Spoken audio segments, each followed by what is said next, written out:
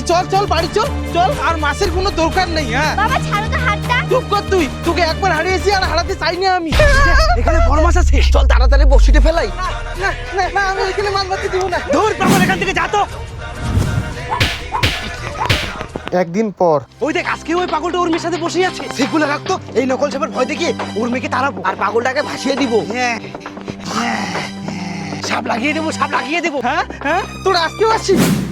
আরে আরে আজব তো, পাগলটাকে মারছো কেন? মারবো না তো কি, পাগলটা আর ওর মেয়ে আমাদেরকে মাছ ধরতে দিচ্ছিল না। কিরে ভাই, তুই পাগল হয়ে গেছিস নাকি? ওর মেয়েকে কোথায় দেখছিস তুই?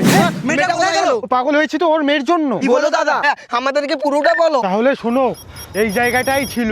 এই দাঁড়া দাঁড়া, তোমার আগে আমি বড় মাছটা উঠাবো বাবা। বাবা তোমার আগে আমি মাছ উঠাবো, দেখো। দেখ তুই কার আগে উঠে।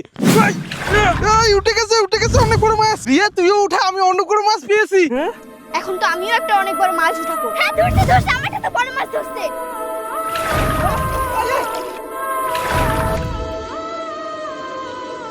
তার মানে আমরা এতক্ষণ ভূতের সাথে ছিলাম। পালা এখান থেকে।